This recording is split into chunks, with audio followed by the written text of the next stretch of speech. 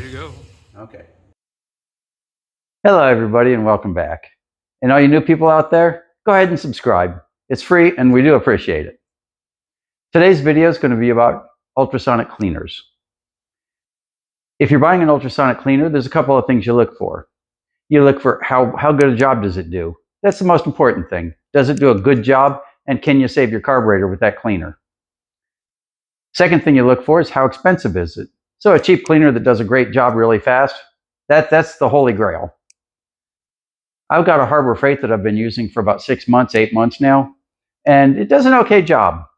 But in my mind, it does an okay job and it takes too long to do it. So I decided to go ahead and get something else and compare the two. Now, I'm not being sponsored by anybody in any way for this video. I paid out of my own pocket for both of these little ultrasonic cleaners, so they can't affect my results in any way, shape, or form. So what we've got here is our buddy, the Harbor Freight machine that we've been using for about 6 months now. Now, as I said, it does work, but it takes forever to heat up. And so I decided to pit it up against one that also costs the same amount of money, the Vevor machine. Now, the Vevor says it's 180 watts. The Harbor Freight says it's 160. After doing a little bit of research into it, the Harbor Freight is counting the transducer and also the heater in their 160, where the Vevor has 120 watts of transducers. It's a dual transducer compared to a single. So I expect it to do really well. But the important thing for you is how much did it cost and how good a job does it do and how fast does it do it. So I think I've got a pretty fair test here. I've been trying to find two carburetors that are comparably dirty for a long time, and it's just hard to find. You can't find two different carburetors that have the same type of dirt on them. So what I've decided to do is this. So as you can see, I put a carburetor on a stick. And we're going to put it in the water this way on one, and then we're going to remove the stick and put it all the way in on the other. Now the part that's above water level should be pretty much the same amount of dirty it was before. So we're going to run 3 cycles through the Harbor Freight like this, and then we're going to put it in and run a full 3 cycles. Well, we'll run the same amount of time, 24 minutes in the Vevor. So let me show you what it looks like here.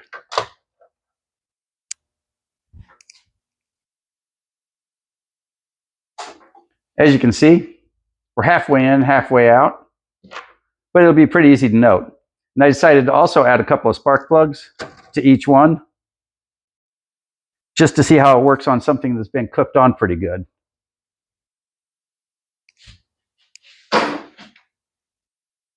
Now, like I said, the Harbor Freight has had a long time to heat up. It's had 2 or 3 hours. So now we're going to let it run and see what it does.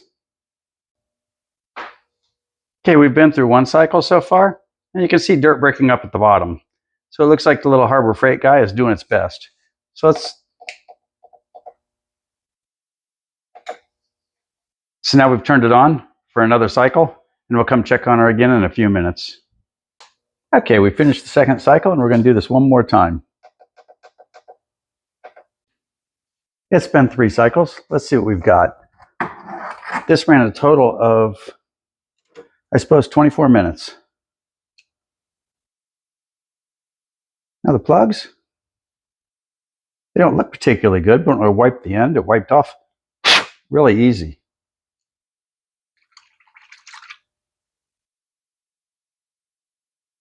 Let's get the other plug.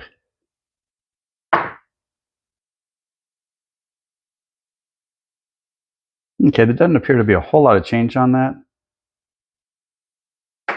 But plugs might not be easy to clean with an ultrasonic. So now for the big money. So even though it was only partially in the water, it still looks like it cleaned that up a good bit. So now what we're going to do, you can see the part underneath, that looks pretty nice. So now what we're going to do is take this and put the whole thing in the other one. The Harbor Freight machine claims to run at 145 degrees. So we're going to take this just like it is, as is.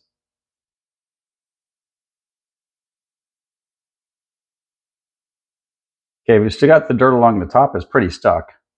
And it looks like the Harbor Freight gave it a chance. We're going to drop the whole thing in as is and see what it does with the whole thing. We're going to drop her 2 spark plugs in. We're going to set the timer for 24 minutes. Make sure the heaters are running. 61 is 45, or approximately 45 Fahrenheit. But we'll let her start at 54. She'll catch up pretty quick. Now you'll note this makes a lot more noise, but I can live with a lot more noise if it does a good job. Something I've noticed about the Vevor is the temperature has continued to go up, even though it had gone beyond what it was set at.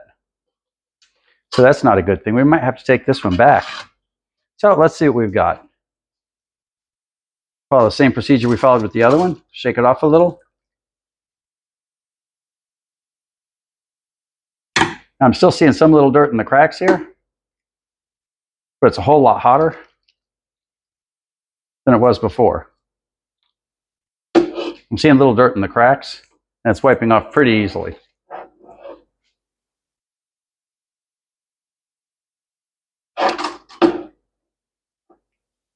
Now, to get the same results with the Harbor Freight model, you'd probably have to run it 5 or 6 times.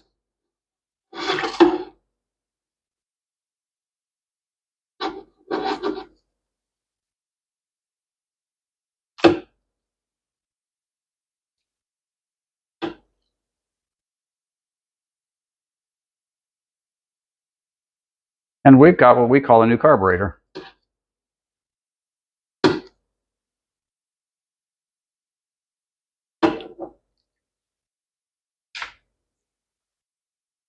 So if we look up close, now I did go into the little crack right there in the corner. I did go into the little crack right there in the corner and clean it up a little bit. You can see a little spot here and a little spot here. But compared to the mess that we had on the other one, the mess that was left behind, it's not even close. This, I'm sure, is a completely 100% functional carburetor right now.